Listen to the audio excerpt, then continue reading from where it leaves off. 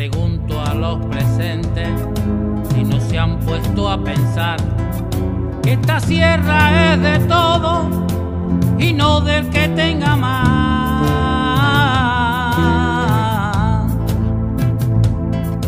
Y en esos campos vallados, ¿acaso decide usted si nuestros son los caminos de los rebaños también?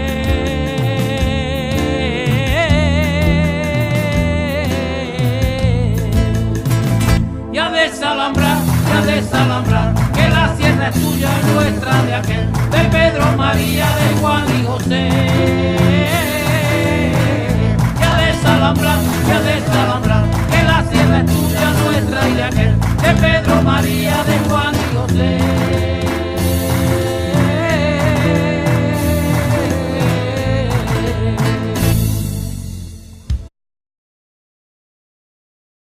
Hay mucha gente que entramos en el movimiento ecologista, y yo fui uno de ellos, por el tema de las vías pecuarias. En la Sierra Norte de Sevilla teníamos 5 o 6 grupos ecologistas en la Sierra Norte y empezamos a concienciarnos del tema de las vías pecuarias, a sacar información de todos los archivos, de todos los pueblos. Hicimos un dossier que fuimos repartiendo por los colegios, por las asociaciones, para que la gente de los pueblos se fuera enterando de las vías pecuarias que había por su pueblo, etcétera. No solo eso, sino que ya empezamos a hacer acciones. Hacer acciones significa, pues, cortar una vía pecuaria, cortar las alambradas de una vía pecuaria. La primera fue la de Esquivia Franco, en el Pedroso, una vía pecuaria que estaba ocupada, que estaba totalmente alambrada. Lógicamente nos denuncian.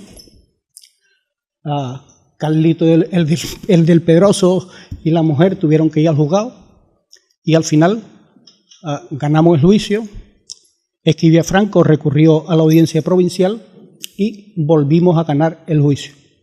Y se vio en la obligación de mantener abierto aquello que tenía usurpado, porque la ventaja que teníamos cuando ganábamos los juicios es que la juez obligaba a que se mantuviera abierto.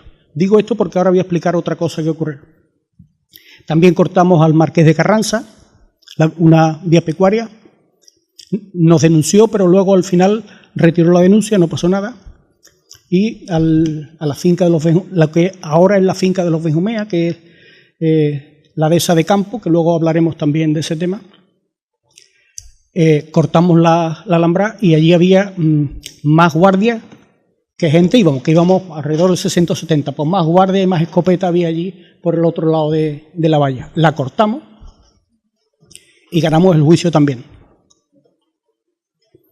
En el corte del Pedroso, en el de la Esquivia Franco, no solo ganamos el juicio, sino que además la sentencia de la audiencia provincial insta a la Junta de Andalucía a que se produzcan los deslindes para que no haya conflicto social y para que la Guardia Civil pudiera saber cuándo llevábamos y cuándo no llevábamos razón. Convocábamos a mucha gente, es verdad, iba mucha gente al corte en el bar, había una euforia importante, si nos juntábamos 60, 70, 100 y más personas, y afortunadamente ganamos todos los juicios. Pero hay un planteamiento con ganar los juicios, y es que al ganar los juicios tenían la obligación de mantener abierta la vía pecuaria.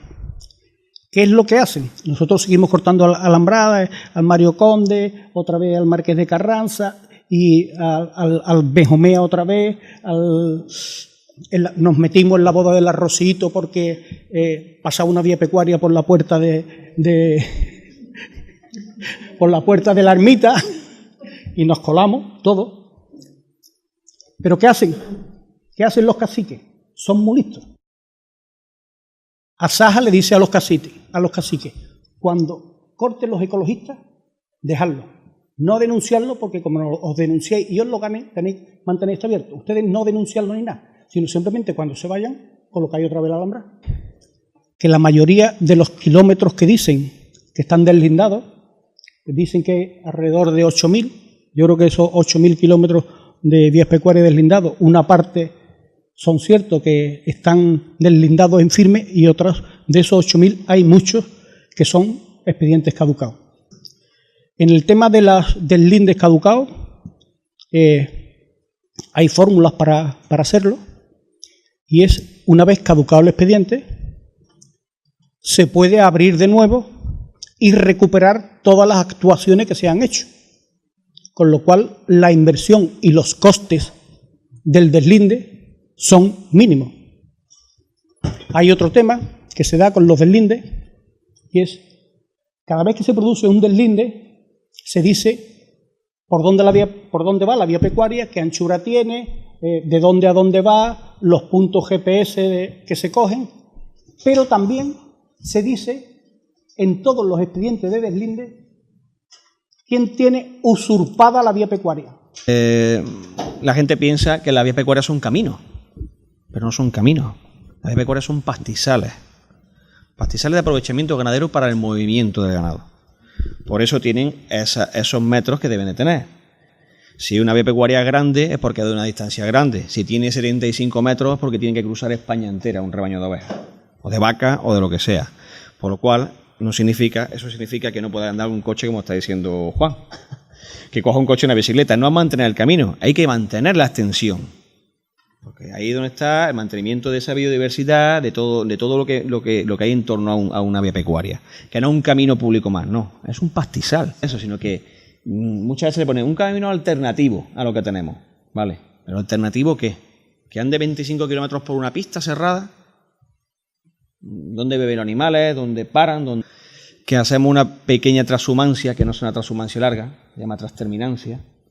Y lo que hacemos es pasar el invierno en la Sierra de Córdoba, mismo de la localidad, Córdoba capital, y en verano nos vamos a las rastrojeras de la campiña cordobesa, con lo cual son no solo más de 2 jornadas de camino y no pasamos de los 20-25 kilómetros. Hoy en día, en la mayoría en toda España, donde más se está moviendo en la conservación de la vía pecuaria son esos trozos pequeños de la vía pecuaria que pasan en torno a pueblos o a ciudades donde todavía hay ganadería. Porque la grande ruta está un poco abandonada porque ya la gente no está haciendo transhumancia larga, pero la corta todavía se mantiene. Aquí tenemos el ejemplo de Córdoba. Por ejemplo, en Córdoba hace 20 años había unos 50 ganaderos que hacían el mismo trayecto que yo hago hoy. Hoy no pasan de 6. ¿Pero por qué? Porque no quiere problemas, no quiere pasar por medio de la ciudad, no quiere pasar por caminos sembrados un lado y a otro. Entonces, esto queda para valiente, como es el otro, o para locos. No sabemos cómo llamarlo. Pero bueno, todavía quedamos algunos que intentamos llevar esto para adelante. Y yo, la parte mía que me pilla un poco como biólogo, aparte de ganadero, siempre hablo del beneficio que tiene que pasa el ganado.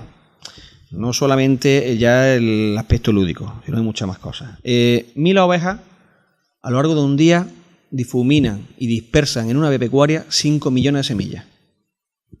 Con lo cual, si los animales hacen el recorrido largo de un entorno distinto a otro, la sierra, la campiña, ¿cuánta biodiversidad no llevan encima? Está comprobado que cuando se abandona eso, deja de pasar el ganado, aunque la vía pecuaria siga manteniendo su historia, todos sus métodos, todas sus cosas, aquello ya no se queda igual, queda un pastizal largo, queda allí lo que siempre, un pino, lo que haya, pero el ganado mejora mucho la vía pecuaria. Aparte de que va manteniendo los metros, cuando alguien ve que el ganado pasa, el ciclista, vale, pasa un ciclista que le hemos dejado un paso. Que van de ruta 3, vale. Cuando ve que pasa un perón de 1000 ovejas, dice, yo no voy a sembrar esto aquí porque lo mismo el año que viene empieza en el de las 1000 ovejas y se lo come. Y entonces ya voy a tener que meterme en líos con él. Si lo denuncio, él me denuncia. Entonces, yo creo que es una de las bases para que se mantengan todavía ese tipo de estructuras. Siempre he dicho que lo que más se ocupa es por parte de las instituciones públicas. Tú, si hay un ayuntamiento y no tiene terreno para hacer un polideportivo, tú descuida que si hay vía pecuaria y un descansadero, ese es el sitio bueno. Como no molesta a nadie, si hay que hacer una piscina municipal también. El problema un poquito más complicado de esto es concienciar a la gente de que está pasando por una carretera y que no se desesperen porque va pasando ese rebaño por ahí. Incluso una escolta de policía tiene a la gente pitando. Y lo ocupa una vez al año, o dos, que tampoco estamos pasando todos los días, pero bueno. Vías Pecuarias, esa es la vereda de Arroyo del Moro.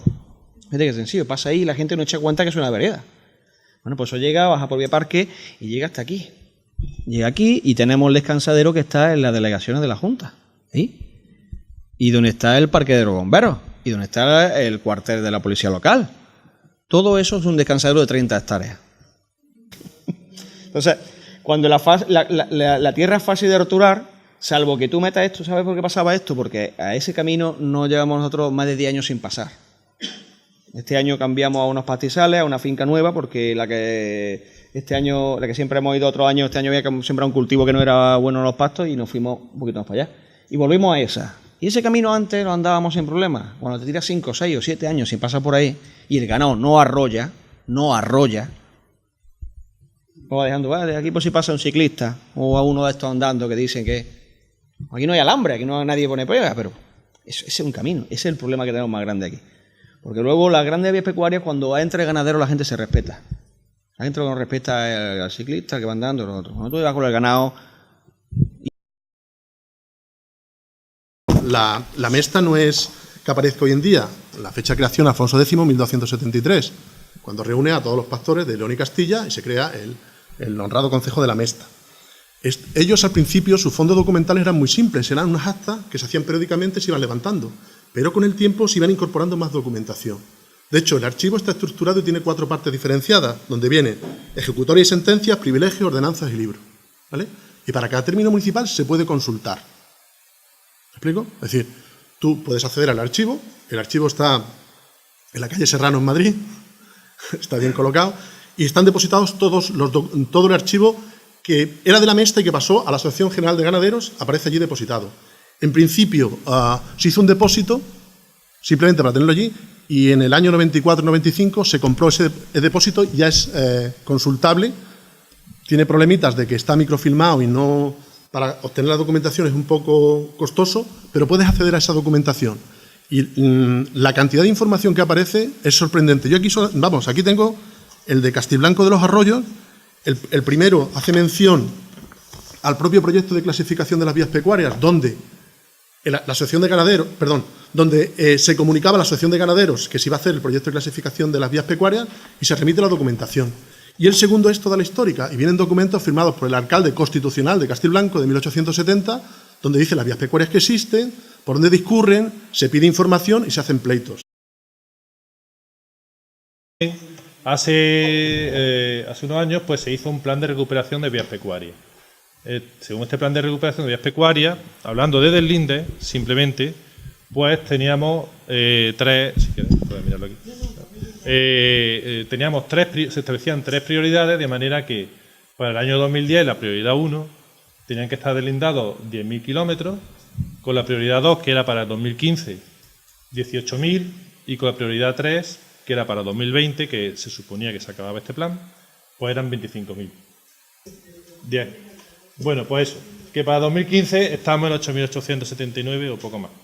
Con lo cual, pues, en fin, ya nos hemos quedado muy por debajo de la mitad de lo que se preveía en ese plan.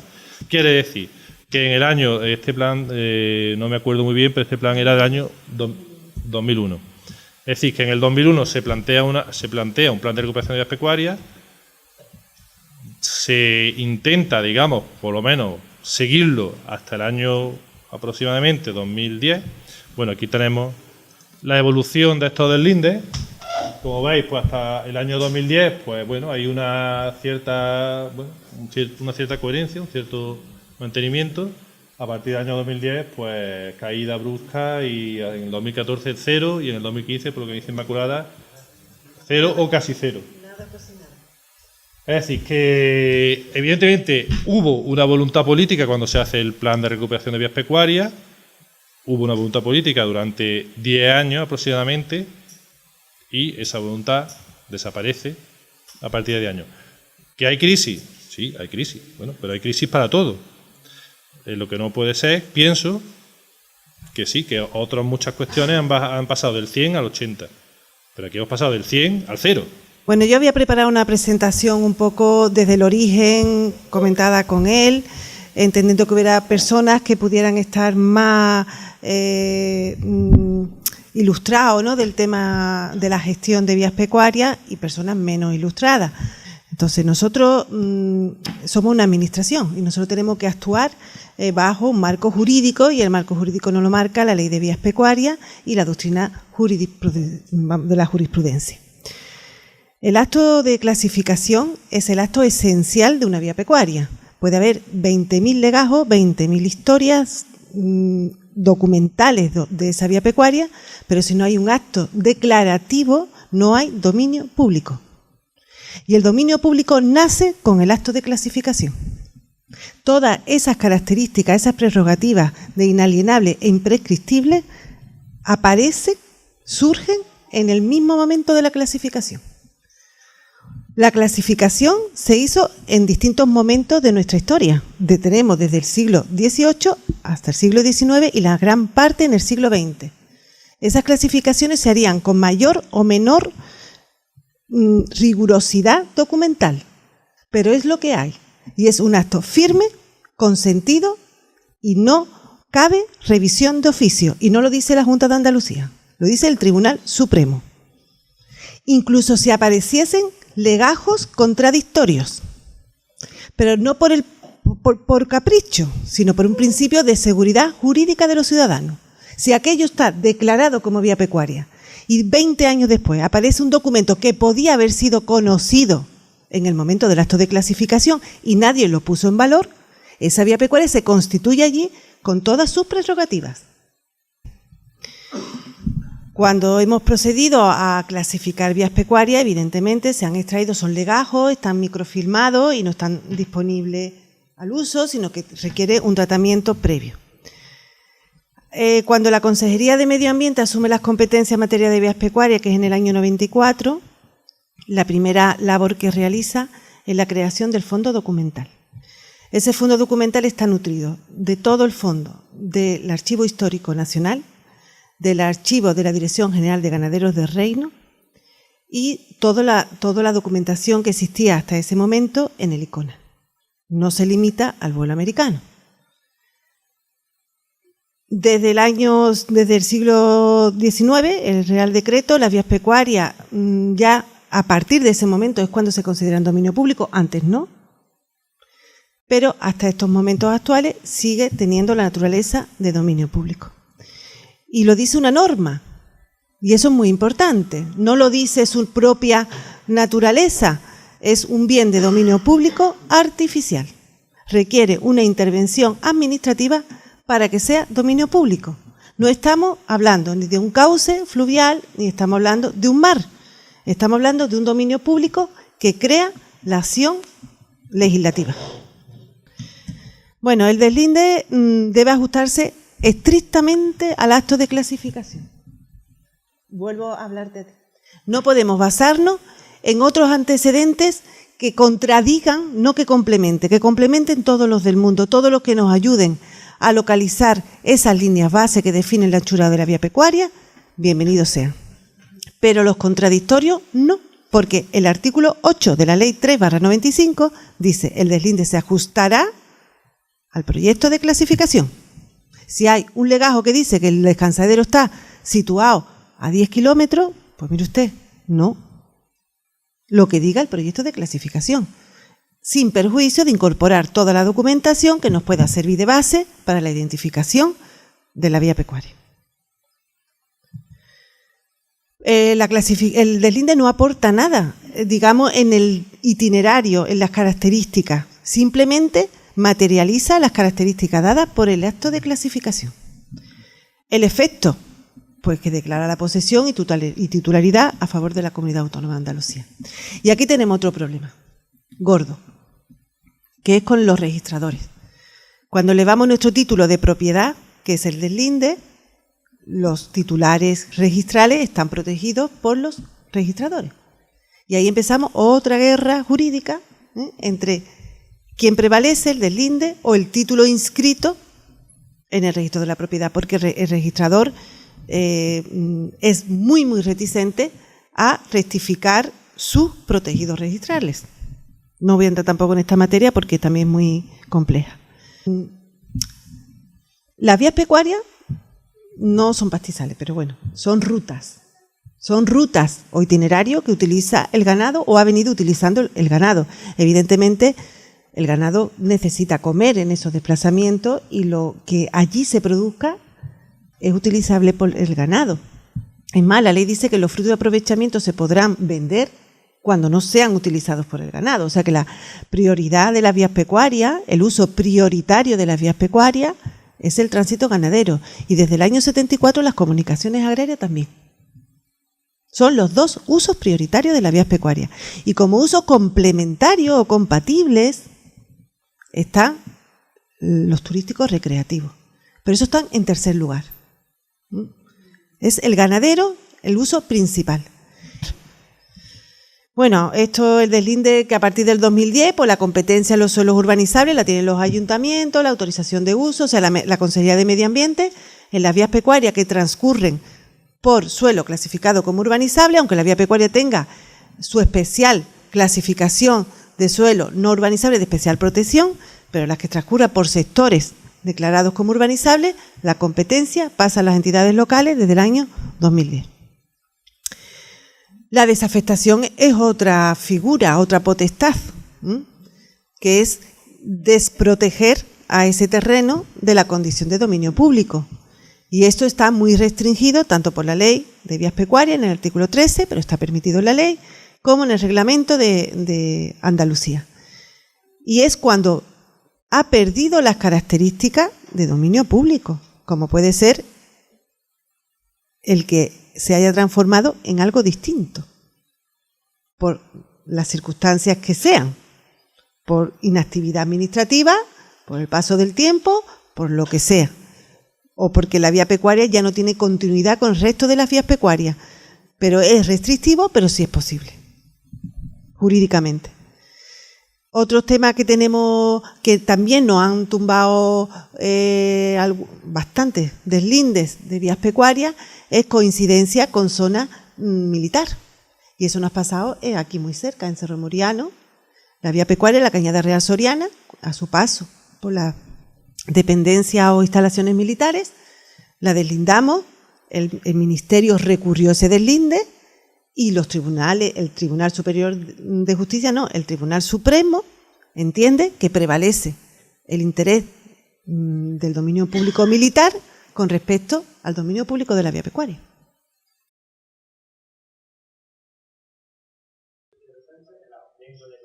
Yo venía con una perspectiva de salir un poco más optimista en el tema de las vías pecuarias y salgo un poco más pesimista. Y salgo más pesimista porque, claro, se nos está a mí me ha quedado una cuestión muy clara. Luego haré dos preguntas. La primera, que recuperar el dominio público, recuperar los bienes públicos es muy difícil, muy complicado. Apropiarse de los bienes públicos es muy fácil, muy sencillo.